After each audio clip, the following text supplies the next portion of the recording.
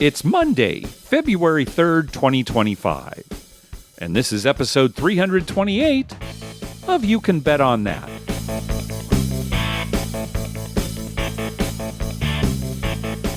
Hi, everybody. Welcome to You Can Bet On That, a podcast for the recreational gambler. I'm Mark Duvall. And I'm Dr. Mike. Dr. Mike, when we recorded last time, you said that after we recorded, you were either going to go to Islands Casino in Waterloo or Diamond Joe Worth. What did you end up deciding? Well, I talked myself into Islands in Waterloo. Okay. It was good. You know, the one reason to go there that I like is there's very few people playing craps. Yeah, that's what I mean, at the most, I think there were 6 people on the table. Yeah. And it's a full-size table. Yeah. Some of the time, it was just me by myself, which, you know, goes fast, which can be good or bad. Right. But you can also control, you know.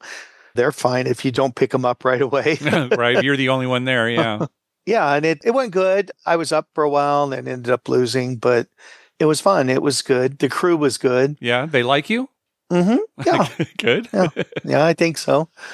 I get the free play at Diamond Joe, so it's tempting to go there. And I didn't have time this week, and I was busy painting the dining room. Good. So we did that. So maybe next weekend, next Saturday, I might head out there. Well, we'll see. Maybe you'll start getting free play or some kind of offers from Islands. Yeah, I haven't got anything in the mail yet, but I don't know what they're like. I mean, Harrah's in San Diego was pretty generous for a while. Yeah. And then kind of dried up, so I don't know about this place, but we'll find out. All right. Good luck. How about yourself? So, I have not been to the casino. I was looking at this not once in January. I don't know what's going on. Yeah. However, last night was our friend Dave's poker tournament. He puts it on at least once a year, sometimes multiple times a year, and it was good. It was a smaller turnout than usual, only 27 people. And it seems like the culprit was the invite list.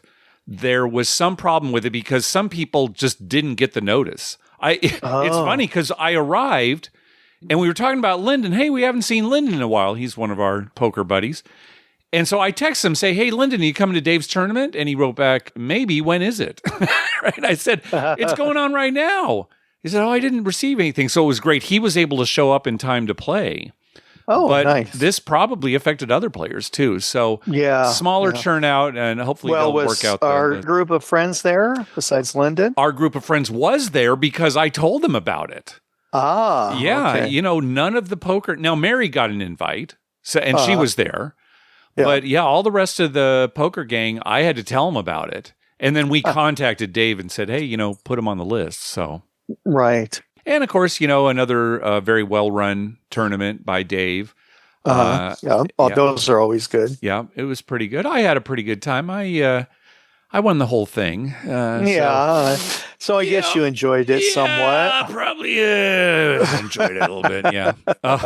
I'll tell you, Mike. So how late did it go, though? About 1 o'clock. I'll tell you, that's not bad. He's changed it. We've been there till like 3 a.m. Oh, I know. And this started later than normal, but he's actually changed it. You know how aggressive the blinds go up towards the end. Well, it's even worse now because he changed it from 20-minute levels to 15-minute levels. I got so it really goes fast at the end. But let me tell you a few stories here. So here's the way the tournament works. You get $100 in chips to start. And during the first hour, anytime you're under that $100 mark, your stack is less than $100, even if it's $99, you can rebuy for another $100 in chips. Another same initial buy-in? It's a little different. The initial buy-in's $40, and then these rebuys are $20. Oh, okay. So, not bad. You know, normally what I will do is I'll just assume, okay, I'm going to be rebuying at least once during that hour. Because usually what happens is, your first big blind. Yeah, I'm the big blind now, and, you know, I ended up folding or losing the hand or whatever. And now I have $98, so I rebuy. Because I don't want it to be a situation where I win a small pot and I've got $105 in chips and I can't rebuy. Exactly. Right? So, you know, that's usually what I do. Well, the very first hand, I'm in the cutoff and I look down at ace 8 of clubs. And I'm thinking, well, honestly, to me, calling here is not the right move. I can't remember how many callers there were in front of me. But I'm thinking, I think this is really a raise or a fold hand. And I'm certainly not going to fold, not during the rebuy period. So I raised. Right. Mm-hmm. I don't know how many callers I got, at least one. The flop comes all clubs. I think they were relatively small cards, but all clubs. I flopped the nuts. The nut, yep. Yeah. So I'm getting ready to act. A guy ahead of me goes all in. So it's like, okay, I call. So you doubled your money up right off. Yeah, he had gone in, Mike, with bottom pair. He had a pair of fours. Now, I was thinking about it. It's not the worst move because it is the rebuy period, right? So, and it is kind of shocking. Like he's probably thinking that flop has completely missed me. Right. Or everybody, right? Yeah, it's, he doesn't have a club, or whatever. So it's just perfect timing. Yeah, so I doubled up right away and was able to stay that whole... the table was very soft that I was at the initial. I was talking to some of the other guys. The other tables were a little rougher, but mine was soft. And by the end of that hour, I had like 700 in chips. Oh my! So it was good. And no rebuy. And I never had to rebuy. Yeah. So I've actually invested less money than I normally do. Right. So anyway, as the evening went on and the rebuy period was over, I kind of went card dead. And was just kind of, chipping away. I made it to the final table, but I got pretty low in chips. And it got to the point where the thing is, you have to be lucky in these tournaments, course. right? Playing well definitely helps. You also have to get lucky. So I got down to a point where I had to post the big blind. It was like $400 at that point. And after posting the blind, I actually had less than the big blind behind in my stack. So this is a situation where I'm going all in, no matter what I have. Deuce 7, I'm going all in. Because, what's the point of folding to a raise or, Exactly. So I think somebody did raise, or I can't remember if I went on, but I went all in. I looked down, I got 5 deuce. Now, for those not familiar, 5 deuce is actually a better hand than 7 deuce. Right, because you can make a straight. The deuce and the 5 can connect to a straight, right? And the deuce 7 cannot. But it's still a terrible hand. It's not the best hand. So the guy says, sorry, I got 2 pink cards. He had like queen jack, something like that. Well, a 2 came on the flop, and he didn't improve, and so I doubled up. And with a pair of 2s? Yeah, a pair of 2s, right? That was it. That was the turning point for me. I got lucky after that, and then the rest of it, I just kept accumulating, and then eventually won the whole thing. It was a pretty good, when it got down to 2 players, the heads up. We were there for quite a while. But it was fun, and got out of there started at 6 p.m., got out of there about 1 a.m. So not bad, very pleased. Not bad at all. Yeah. Imagine he's laying in bed all the rest of the night thinking a pair of 2s. Hey, he had 2-5. He made a pair of 2s and won the hand. He kept talking about it. I'm sure he did. He was eliminated because that was kind of sticks in your craw. A little, you know how tournaments like that go. You can get it all. Aces were cracked, queens were cracked. Right. It happens all the time. So it's poker. Yeah. But I got lucky. That was my lucky turning point and then won the tournament. So very happy about that. Very good. Yeah. Well, so you're up for the year. Up for the year because all I've done is play poker. Right. Yeah. Maybe that's a sign. A sign from the craps gods. Just stick to poker. I don't know. I've gotten signs like this my whole life, though, and I still keep going back to craps. So yeah, right. I hear you. All right. Well, on our last episode, we talked about a parlay mystery. Listener Nick had bet a parlay. You can go back and listen to the episode for all the details. But basically what happened was it was a 9-way parlay. And when he was deciding what he wanted to do for his 9th leg, he was choosing between going over on rushing yards for the 2 quarterbacks in a game. And even though they were both listed at minus 113, depending on which one he picked, his payout for the parlay would be different. And we offered a couple of suggestions, but we really didn't know what was going on. We got a ton of feedback from people, probably the most feedback we've ever gotten for anything on our show. And the overwhelming consensus was that one or more of the bets in Nick's parlay had to be correlated. If you recall, his parlay was all in the same game, bets from the same game. Right. So one bet affects another bet absolutely to an extent. Yes, yeah. Right. It's like, if you got the receiver with a certain amount of yardage and you got the quarterback to throw a certain amount of yardage, well. Right, yeah, they correlate, right? If one of them wins, the other one's probably going to win. Probably going to win, yeah. So the sportsbook looks at these kinds of correlations, and they will pay less as a result if they feel that it's correlated. Now, I don't know what app Nick was using, and I'm not even sure how upfront sportsbooks are about what they do with correlated bets in a parlay. Maybe it's in the small print. Maybe in some apps it warns you or lets you know, but at least the screen that Nick showed up, there was no indication that it was correlation that it was causing it. But again, overwhelmingly, that's what listeners said had happened. In fact, they even gave stories about how it had happened to them in a similar situation. And again, it's only on correlated bets. If you've got a parlay and you're betting an NHL game and a college basketball game in a two-way parlay, well, obviously they're not correlated. You're not going to have that kind of situation. But yeah, and the funny thing about that, at least my thoughts on it, there's no strict rules about that. So the casino can just decide, right? Yeah, I don't think they have to follow any rules. I think in some cases they can actually not even take the bet. Right. We won't accept that bet. And you'll even see in bets for single games where they won't let you bet the side and the total in a parlay, right? If a team is heavily favored, you can't pick them in the over or, something like that. They won't even let you put that. So you're right. I don't think there are any rules that the casinos have to follow. They'll change the odds or they just won't even book the bet. Well, and the player has the right to accept that or refuse that. I mean, go somewhere else. If you don't like what's on the menu, go to another place. I just wish that it were more obvious to the recreational gambler when correlation is reducing their payout. And again, I'm not familiar with enough sports books to know which ones might let you know right away when you're trying to make the bet or if it's only in the small print or whatever. But, there you go. It certainly wasn't obvious to Nick.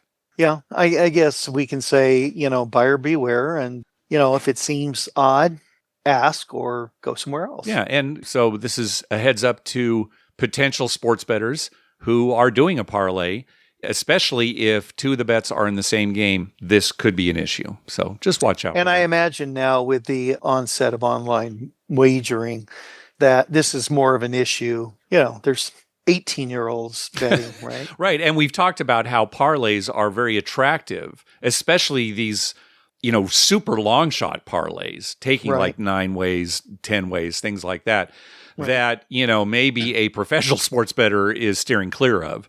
So, yeah, buyer beware, like you said. Like I said, we got more feedback on this than anything we've had in the past, including some voicemails. I won't play those because they're all basically the same thing, but we appreciate everybody who reached out. Yeah, it's good to know. So, Mike, we got an email from listener Mark. He said, I heard you mention something about Mark's recent trip to Vegas where he had a win after playing, if I heard this right, overnight Keno? What is that? Sorry if it's been discussed on an earlier episode that I didn't hear. Thanks for all you guys do to keep us entertained. We may have talked about what we mean by overnight Keno in the past. Yeah, but we came up with overnight Keno. And I probably didn't explain what it was when I talked about doing it recently. But it's actually very simple. If you play live Keno, where you actually go up to the counter and give them your picks, or you give it to a runner, like if you're in a restaurant or something, and they give you a sheet with all your picks, live Keno, you don't have to just play the next game. You can play multiple games in a row. And so what Dr. Mike and I do is before we go to bed at a place that has Keno, and again, Horseshoe on the Strip is really the only strip casino that still has it. I don't think it's 24 hours. Where I was playing at the Orleans, it's 24-hour Keno. What we do is we go up to the Keno before we go to bed. We bet one of these tickets where we're wagering on multiple games in a row. And then we wake up the next morning and see if we've won. Or how much money we're getting back is what I should say. Because you're probably going to get a little something back. I don't think I've ever played overnight Keno where I didn't get something back. Yeah, I've never gotten zero back. Well, here's an example. At the Orleans, I was looking, I'm thinking, well, okay, the games are going off at about this pace. I'm going to bet 100 games. I'm estimating that overnight, between the time I go to bed and wake up, 100 games will have been played. So that's what I did. I made 4 numbered picks on my Keno card. I bet 100 games in a row at $1 each, so $100 total. went to bed, woke up the next morning, and took it to the Keno Lounge. And they can just scan your card, and it shows how much money you're getting back. And yeah, I bet $100, and I got like $150 back or something overnight. So sometime during the night, I probably got 4 out of 4. Now, right. I mean, this is the ultimate in recreational gambling, right? Not only are you betting on something you have no control over, you're not even witnessing the excitement of the draws. No, but when you're sleeping, you're thinking about it. It's something to you're dream having about. Dreams, as numbers you go to sleep. Yeah, I mean, you're right, Mike. For you and me, when we wake up the next morning, I can hardly wait for her to scan my card, right? I remember the one time we always got up and we always, all right, let's go to the Keno Lounge and see how we did, right? Hoping for some monster win or something, right? And I remember going once and she scanned the card. She said, well, you still have 2 more games. Oh, yeah, so it hadn't, however many we picked, it wasn't done yet. I had picked too many. It wasn't done yet. And I was so disappointed. It wasn't even fun. It was like, So what do I do? Sit here in the Keno Lounge for 2 games? I'm going to go play craps. I have to come back later and check. That's great. Well, you make your bets. You go upstairs. You eat a snack, whatever, watch some TV. You go to bed and you dream, and hopefully there's no gum stuck on your balls. And then you go down and check. Yep, exactly. So that's overnight Keno. I think we invented the term overnight Keno. Yeah, I've never heard anybody say that before. So, And I was looking at Twitter, or X, as it's called now, the other night, and someone was talking about license plates, and it said natural 9. Okay. They were talking about license plates that could be flagged as inappropriate. Okay. And natural 9 was one of them. Okay. I guess I can see that. Okay. All right. So, and I'm thinking, well, who came up with that? It's the natural 9. It's we've always said in craps, when you establish a point of 9, it's the natural roll right back number. Yeah. And I believe we were the ones that came up with that. I'm sure. Because it's so stupid. Doesn't really make sense. Natural? What does natural mean? I'd just like to see that on natural 9. Natural 9. That's what it is. And they're flagging it. What does this exactly mean? Well, in craps. Right. Everyone knows. Oh, I've heard that. All right. Clear. Oh, I saw that and I was laughing. We've come up with some stupid stuff. And then right after I'm reading that, you sent me the text about the overnight Keno. I'm laughing. Yeah, overnight Keno. I mean, they got it on the marquee out in front, at Caesars. We offer overnight Keno. Now playing Donnie and Marie, and we offer overnight Keno. All right. Well, thanks for the question, Mark. Hey, thanks to everyone who's been clicking through our Amazon link. Remember, whenever you're going to buy something through Amazon, please go to our page first, youcanbetonthat.com, and click through our Amazon link towards the top of the page. It's voicemail time. First up is Jason. Hi, Mark and Dr. Mike. Jason here with a trip report on a cruise I took on the MSC Seashore. Father's Day last year, I was given a 4-night cruise aboard the MSC Seashore. The cruise was during my 50th birthday, so it was a really nice gift. It's a cruise line we always wanted to try, and I'd heard some good things about the casino. So I gambled every day on the cruise, started out with video poker, lost some money there, but honestly, the video poker pay tables were bad. I prefer to play jacks or better. It started at 25 cents at 6.5. The best you could do is when you got to $5, you could get 7.5. I think video poker in general on cruises is bad. I've never seen a good pay table. I like to play video poker to kind of just chill out, but the pay tables were just too bad. The casino had a good selection of games. They had 2 American roulette tables, Ultimate Texas Hold'em, 3-card poker. Of course, they had blackjack. They had a craps table, which was fantastic. They had baccarat, $25. Most tables were 10. Craps was 10, 3, 4, 5 times odds, but no bonus bets like All Small or the Fire. Field was 2 times on the 12, so it was a pretty standard table. They had a $5 roulette table sometimes, and they had $5 Dream 21, which I guess is a game like Spanish 21. The Wizard of Arts has an article on it. where it's called Fun 21 and has a few other names that cruise ships use, so it's kind of interesting. Overall, the craps play was brutal. Maybe Dr. Mike has a point about craps on cruise ships. It just was very rough. First 3 nights, tables were cold. I pretty much lost my daily budget each session. The first night, I was pretty upset after the loss, so I just decided to play Baccarat, stayed even for the night after playing Baccarat. However, the last day after leaving Nassau, the craps table was empty, so I played, and then another guy showed up. I had a very good roll. The other guy had a good roll. So I want some money back. I decided to take that as a victory for the trip and said, okay, I won some. I had a really good roll. I'm just going to not play and just move on from the rest of gambling on this cruise. However, I was walking around, walked by the craps table again. Craps table was empty. I said, all right, I'm going to play, but I'm going to use a low-risk strategy. I played the hedgehog strategy that the Wizard of Odds came up with. I was able to win some money back. So that got me down to only lose about half of my bankroll for the trip, so that was pretty good.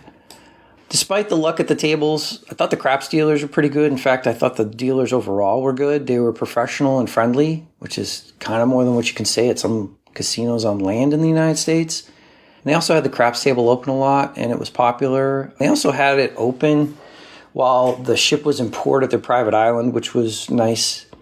Overall, I thought the casino was good. It's smoke-free for the most part. They had a few sections for smoking, but it's just with areas with machines. The tables are smoke-free.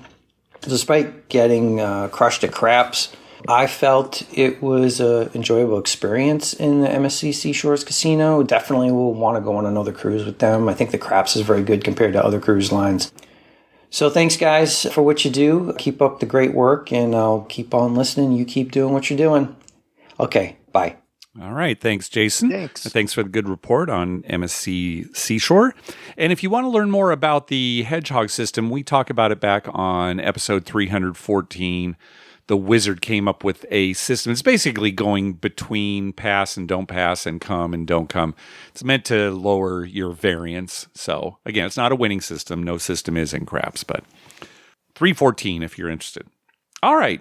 Let's hear from our buddy Ed O'Connor. Hey guys, it's Ed O'Connor. I see Cousin Vito's back with his casino podcast.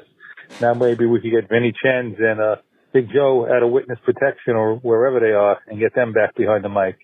I need some content for my upcoming trip to Florida to listen to on the plane. Let's get it going, guys. Be well. Yeah, Vito. He's releasing more episodes again. Nice to have him All back. right. Yeah.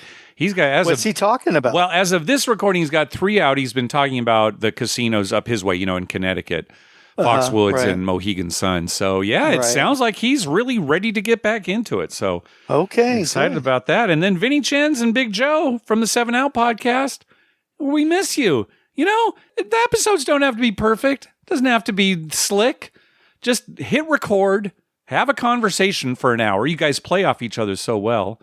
Stop the recording, put it up on the internet. That's it. There you go. Just let's hear it. Yes. So, but if they are in witness protection, then, well, they shouldn't do that. Good luck to you. Yeah, I feel bad if that's the case. You should, I kind of think it's not, but I'm guessing not also, but that's serious. I hate for the tone of the show to get this serious, but yeah. You get a call from Secret Service or FBI or some institution like that after the show.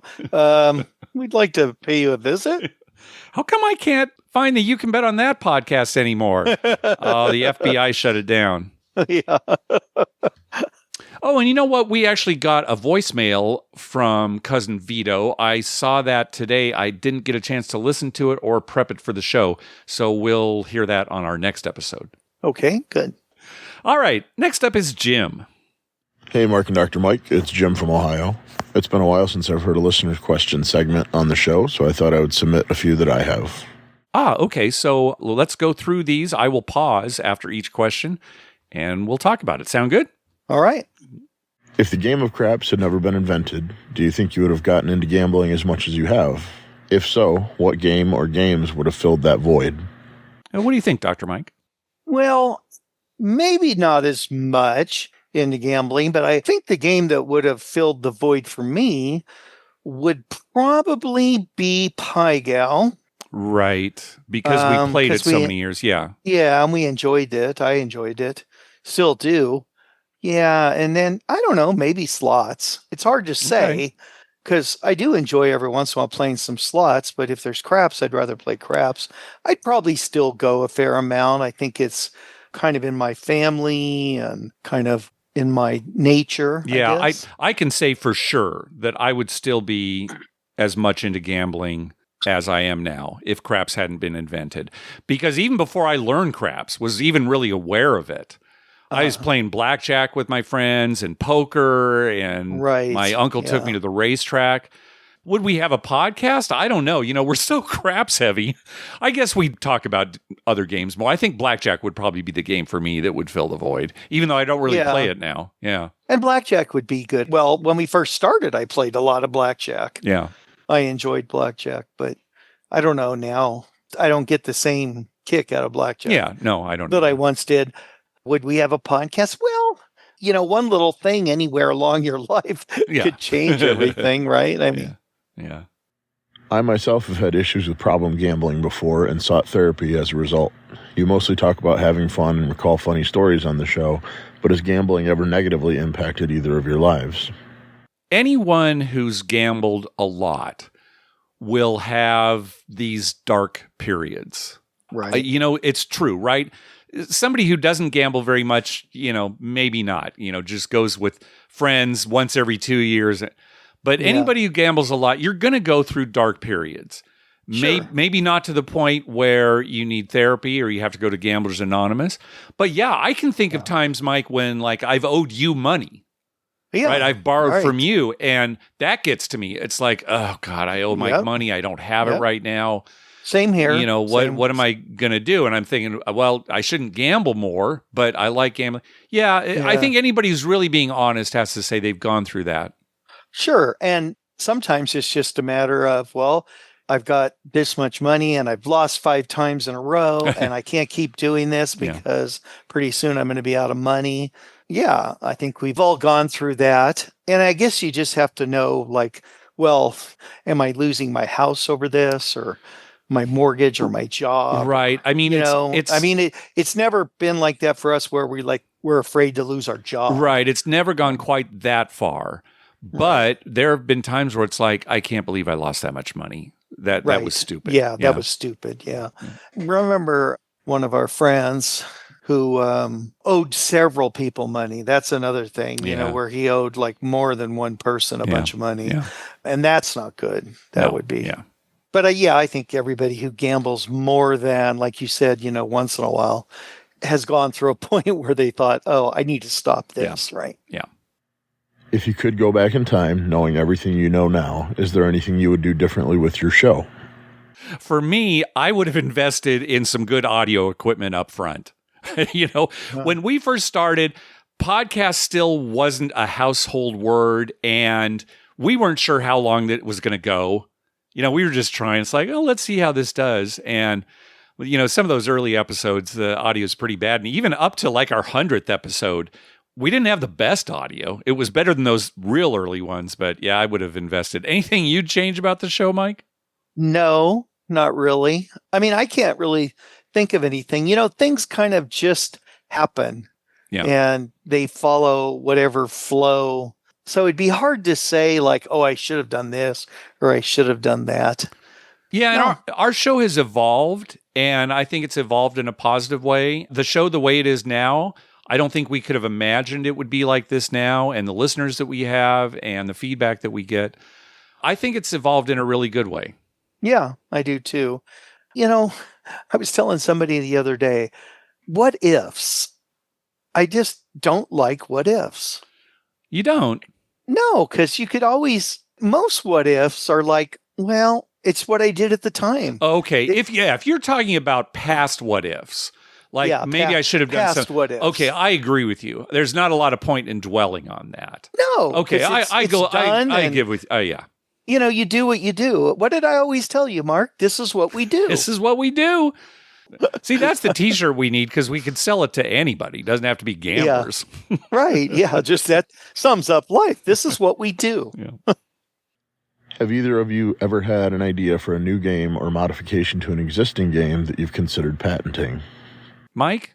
None that I've ever considered patenting. Yeah. We came up with so many variations of card games. Oh, yeah, right. And our friend Paul, that was his goal in life, was to come up with a new interesting version of a game. So, yeah, we've come up with a lot of versions of like poker games and stuff, but nothing we ever thought. No, we would never go that far. Remember a while ago, I found that sheet of additional craps bets that we could add to a table, right? Bet on the easy 8 or, things like that. But I would never think of actually trying to pursue a pet. Well, first of all, we know how difficult that is to get new games or new side bets or anything out there.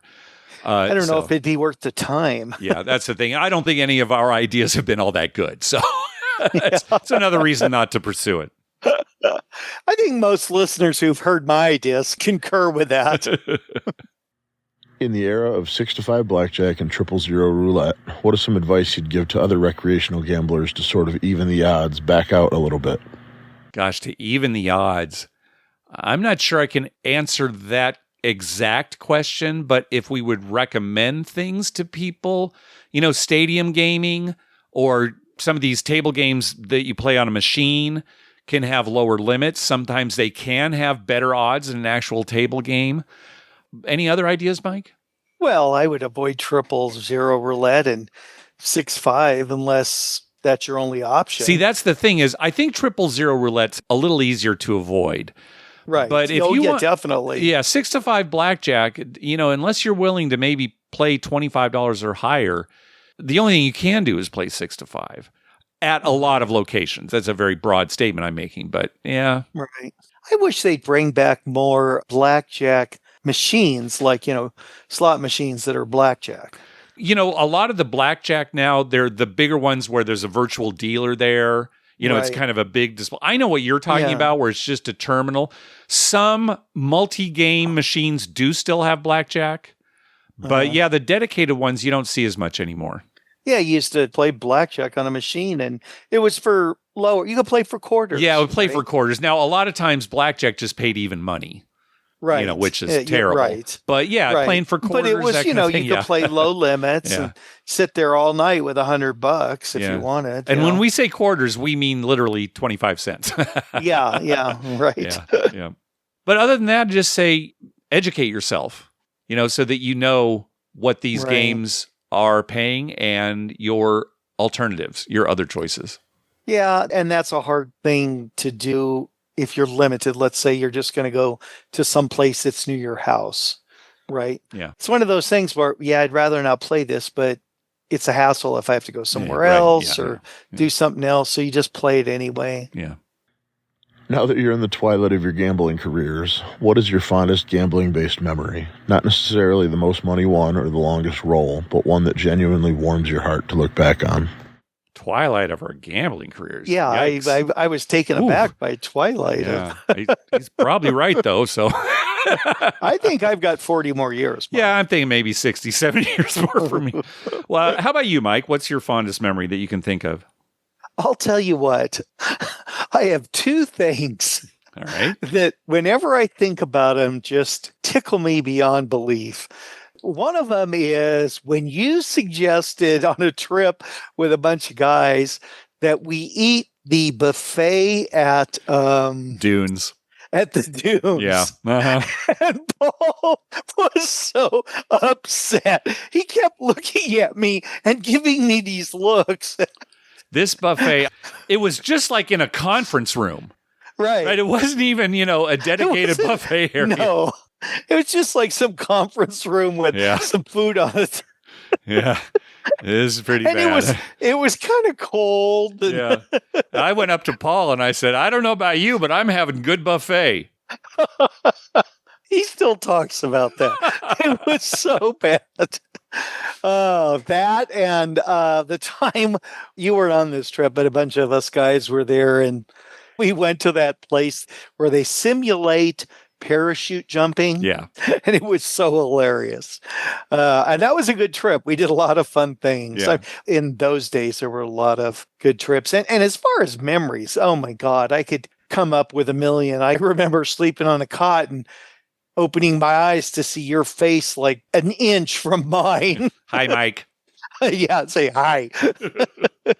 All right. Well, those are good memories. They're gambling adjacent memories. Yeah. Because they're more like Vegas. They're happening on gambling trips. Maybe this is a cop-out, but absolutely, it's the fondest memory I have of gambling. It's when we hit all those fours at Caesar's Palace. Yeah, and that was good. We started at $25, and we got them pressed up to $5,000, and it hit at $5,000. Both of us were on it. We'd never seen anything like it before. I still think about that. As far as gambling, that might be the fondest memory of gambling. Yeah. Or I hit that one big slot machine when... we're about to go to the airport. You're depressed out of your mind. Yeah. And you hit your big slot. Yeah, that was I think nice. that answers both the questions. Yeah, okay. That was one where I was so mad I lost so much money and then got it all back there. Yeah, some of it back, I think, is more like it. Yeah, some of it back. I've called in with trip reports and questions over the years, and I'm honored to have been just a tiny piece of the show. I listen to a lot of podcasts, but every 2 weeks when I open Spotify and I see your banner with a blue dot next to it, everything else takes a backseat for the next 45 minutes or so. Thank you for the show, and good luck at the tables. Oh, Jim, thank you so much. That's so nice, and thank you for those questions. Yeah, that was a lot of fun. Yeah, they're good questions. One of these days... Maybe when I get to the twilight of my career, I should sit down and write all just the fond memories, gambling memories. Yeah, gambling memoirs. Dr. Mike's gambling memoir. And this the funny things that have happened. I mean, there's so many of them, really, Mark. I was just sitting here thinking as he was talking, remember that guy that was playing the Don't? We just followed him around. Oh, yeah. And we just followed him because he was the best shooter we'd seen all day. And he was furious. And he wanted to shoot. Remember those guys? There was, come on, Lee Harvey. Let's go, Lee Harvey. And we didn't understand. We thought it was funny, but it wasn't until years later that we realized Lee Harvey was a good shooter. So that's why you call someone Lee Harvey. It took us forever to figure out. We still, even before we figured it out, hey, pick up the dice, Lee Harvey. Go get him, Lee Harvey. We just thought it was something funny to say. It is funny. We eventually figured it out. We're not the sharpest people. No, we're not. That's another good one. Yeah. All right. Next up, our buddy Bert. Mark, Dr. Mike, it's Bert from Virginia again. Wanted to give you guys a quick trip report. The week before Christmas, my wife and I took our adult kids up to Atlantic City. We left Saturday and stayed up until Christmas Eve. Put the kids up at a different hotel. They're all adults, so they had their chance to go hang out. And we stayed at Ocean. If you've not stayed at Ocean, that place has some of the most amazing views you will ever see at any property, let alone a casino property. Just overlooking the ocean, just the boardwalk, amazing views. Gambling-wise, really wasn't a big gambling trip for me. I put in enough play to justify the 3 nights free that Ocean provided for me the weekend, I think. But the interesting thing is I was about 6,000 tier credits from Diamond with Caesars. So I decided to save a chunk of my bankroll and wait till they had a 5 times multiplier on the last day that we were there. Good. So that last night, went out to dinner with the family. We had dinner at Carmine's, big, huge Italian dinner. Great food, but way, way too much food. That's down at Tropicana. Went out and just saw some of the sights with the family. Everybody sort of went their own way, dropped my wife off at the room. I said, hey, I'll be back when I'm back. I'm headed to Caesars. My goal was to sit there and just fire away on video poker with a 5 times multiplier until I got the 6,000 credits I needed to get to Diamond. I've never been Diamond before. So I'm sitting there just firing away on going from 25 cents to 50 cents to $1. If I got a decent hit, even move up to $2. I probably sat there for 5 hours from 11 o'clock till about 2, 3 o'clock in the morning, maybe 4 o'clock in the morning. I don't even remember at this point.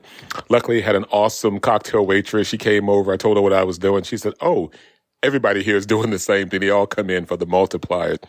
Gave her a great tip up front. She kept feeding me a nice drink as I was going along. She would bring one by every time she came by. Ended up getting about 7,000 credits that night, far exceeded what I needed. But it was a blast. It was fun. It wasn't a huge outlay of money, but it was just fun to sit there knowing my goal is to get 7,000 credits, not to win. And I didn't win. I ended up losing the money that I put in, but the money I set aside, and it really wasn't a lot, was enough to get the credits I needed. So for 2025, I'm diamond with Caesars. I'm excited about that. Just a fun trip. We had a good time. Ocean is an amazing property. Probably one of the best properties, I would say, for people who like to gamble and then do other things as well. Their casino is probably a 7 out of 10, but the property itself is probably a 10 out of 10. The rooms are great. Views are amazing. There's so many areas you can just kind of sit and chill and relax, and that's what I enjoyed. I bought a couple of books that I was trying to get through, sat in some really cool areas, had a cup of coffee, a cocktail or two, just sitting, getting through my books. Their indoor-outdoor pool that's heated in the winter. The hot tub is outside, heated during the winter. The spa is amazing. The gym is amazing. It's a really, really top-notch property, so I enjoyed that. So if you guys get back to Atlantic City, you have to check that place out. Hope you guys are doing well, and I will talk to you soon. All right. Thanks, Bert. All right. Thanks, review on Ocean. Sounds like you had a great trip, and congratulations for hitting diamond at Caesars. Now, there's a guy who really knows how to do it, right? He gambled as much as he wanted. He relaxed, had some drinks, did other activities. Yeah, had a good meal, at least one good meal. Yeah. Right. It sounds like, just a well-rounded trip. Yeah. Not that you or I would do that, but. No, we gamble, that's it. We're either really angry afterwards, tired, maybe a little happy. That's how we enjoy ourselves. But for the normal person, that is how to do a trip. I agree. Bert followed up his voicemail with an email. He said, this is the first property, I assume he's still talking about Ocean here. This is the first property I've been to where you have to be one of the top 2 tiers of their program to gain entry into the high limit room. Have you seen that before? We've never seen that before, and I don't think it's allowed in Nevada. I think it's actually against the law to keep people out of gambling areas. Now, there are those gambling parlors that are an exception, but if you're just talking about a high-limit room in a casino, we've never seen that before, and I guess things are different in Atlantic City. Right. Well, I mean, from the casino's perspective, they just want to keep looky-loos out. Oh, yeah, I understand the casino wanting to do it, sure. Yeah, I don't know. That is odd. Yeah, I've never heard of that. No. All right, next call. Hey, it's Kevin from Nebraska. I just wanted to tell you a quick story. So I was playing 10-line quarter video poker. I held the ace, just the ace, and got a royal flush. So that was $1,000. I was playing quarters. Then later that day, I go to make a sports bet, and somebody left a $400 voucher into the machine. Wow, what a lucky day for me, but it's not worth it. So I turn in the $400 into the security office. Oh boy, karma must be on my side. Nope.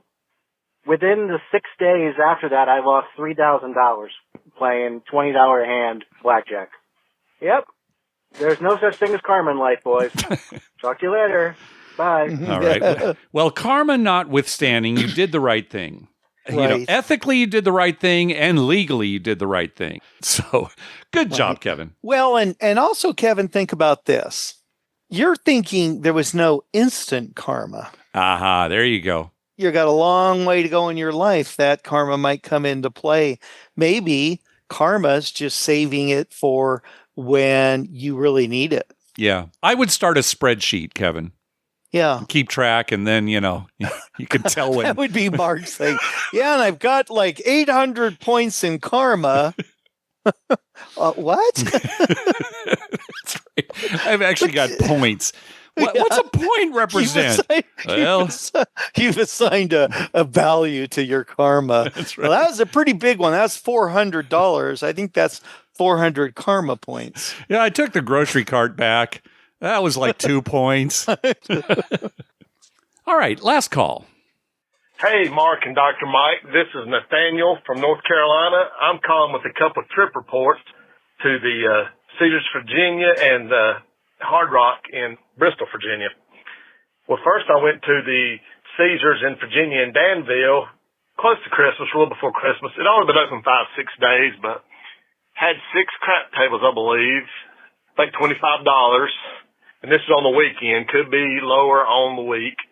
But I was kind of disappointed. Very nice, clean, new, of course, but they had like 12 bubble crap machines. 6 of them were down for hopper full, or it said service. Then they had to shoot the wind craps, the big round one, when you sit at like 6 seats. 2 of them were down.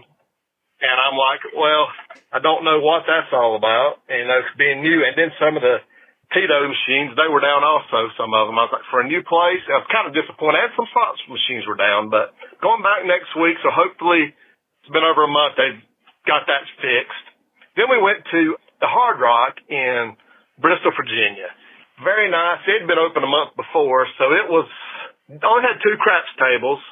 $25 that I seen was on the weekend, but I was playing bubble craps, and they had the lucky shooter bet, and I came out on a 9, and you got to roll all numbers besides no horn numbers, and you can't repeat no numbers, then roll a 9. And it pays 1,000 to 1. So I had them all out, and then I needed a 9, but I had luck on my side because I had my You Can Bet on That T-shirt that my nephew got me for my birthday. Nice. So with that on the side, my side, the 9 came out. So I won $5,000. So I finally hit that. And I thank y'all. It was your shirt that did it. So that was a good trip. The only thing I didn't like about that, we was going to the room, to the elevator. It was just me and my wife. And I had my room key. There was a guy there, kind of like a Barney Fife, got guard. And she said, where's her key at? I said, well, that's my wife. So she's got to have a key too. And he was kind of a butt about it, so the check-in was right there, so I just went and got a new one instead of going to the room and getting a new one. So I thought that was a little kind of ridiculous. And then after that, nobody was ever there, and if they were, I think one other time they didn't pay no attention, so I don't know what that was all about. So that kind of perturbed me. But Harris Cherokee is still the best casino around. More size, more food, more options, more tables. And the one thing that I really like about it is non-smoking. So, Dr. Mike, you need to get on it and get it took care of this year. So hopefully can meet y'all and roll some dice with you in Cherokee. But have a good one. Yeah, Dr. Mike, you got to get on it. Yep, I'm trying, Mark. All right, what'd you say? Like so I just told Mark from 360 Vegas that I'll be going to 360 Vegas vacation in late June. I told him you probably wouldn't be able to make it. I don't know, it's just with everything that you're going. But if we were to do Cherokee like earlier in the month, or I don't know when you get off school. Yeah, I get off school kind of towards the end of May. All right. Yeah, maybe. I'll have to think about it. All right, the pressure's going to keep coming. Yeah, I know, but the pressure, every episode, the pressure is going to be coming. Yep, I expect that. So, and I appreciate that. It keeps me on the right path. Good. I was laughing about that. The wife has to have one, that too? security guard obviously had not been trained properly. Why in the world would both people have to have keys? What's the point?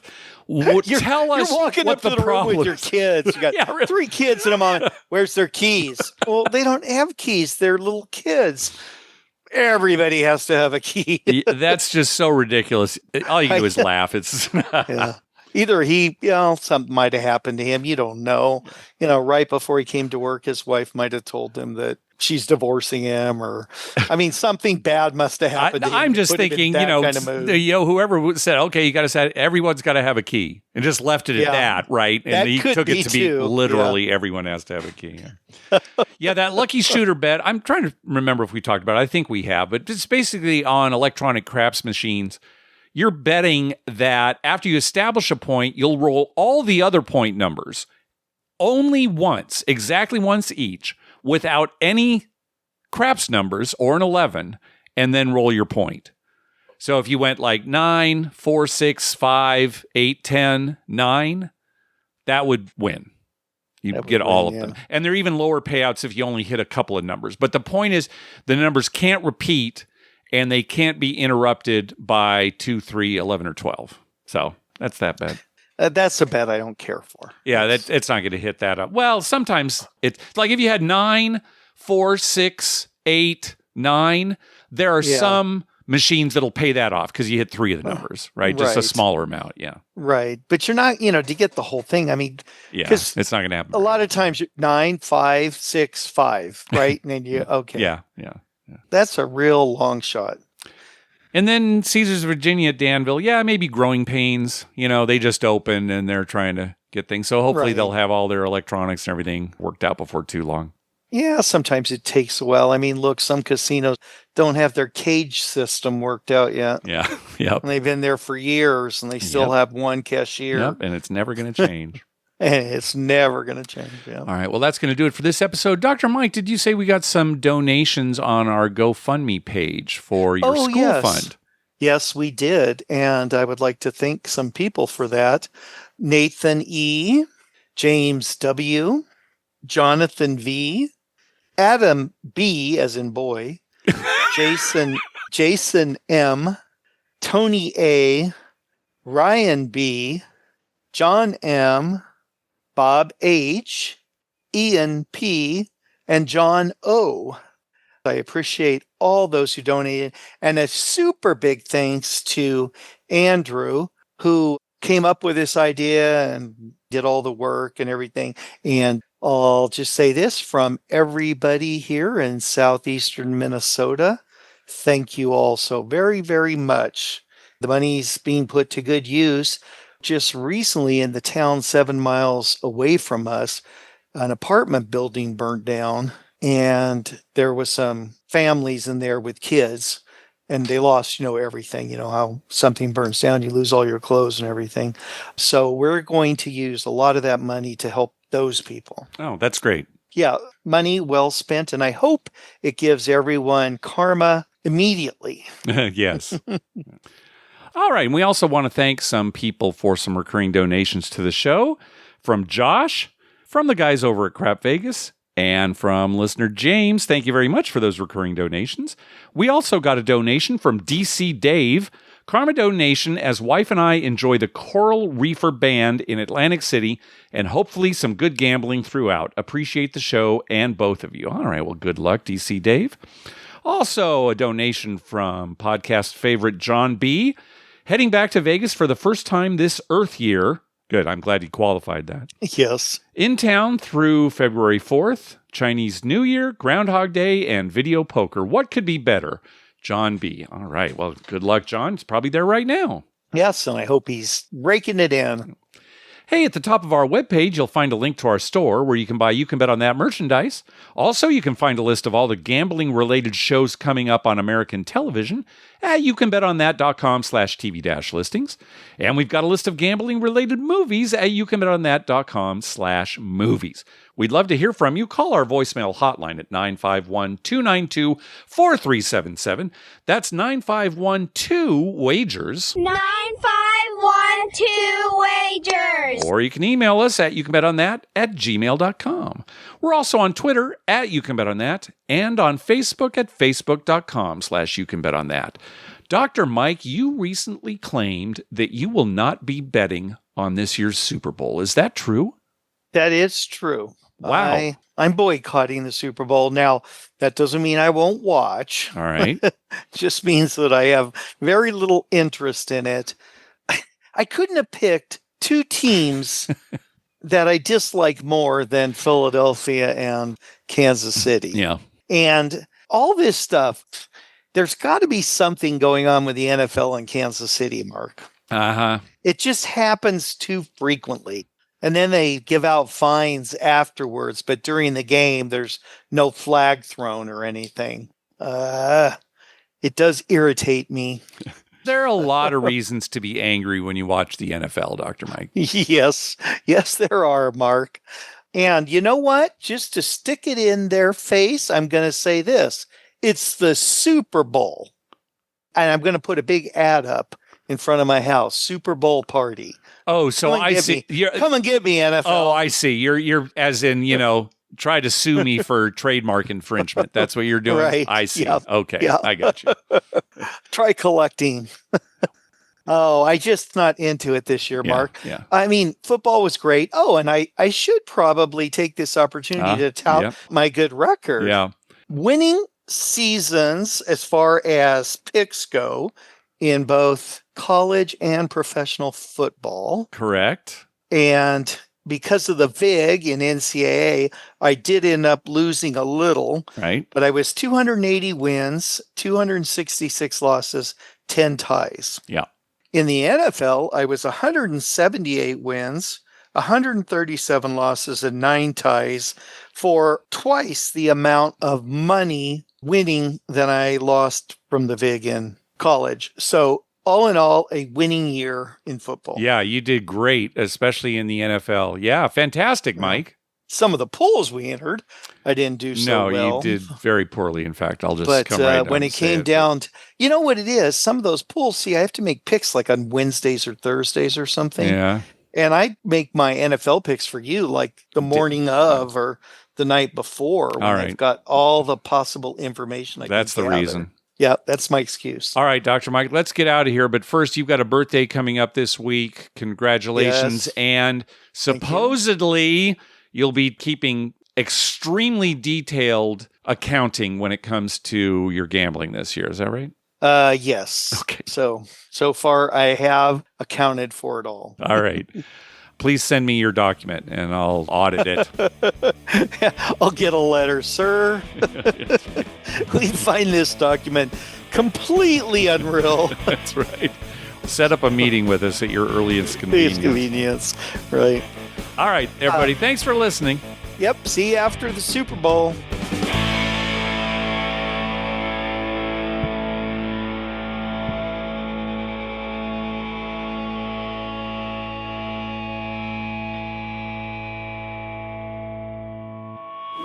One of the betting sites had him pegged as a favourite for the next Nobel Prize in Physics. You can bet on that?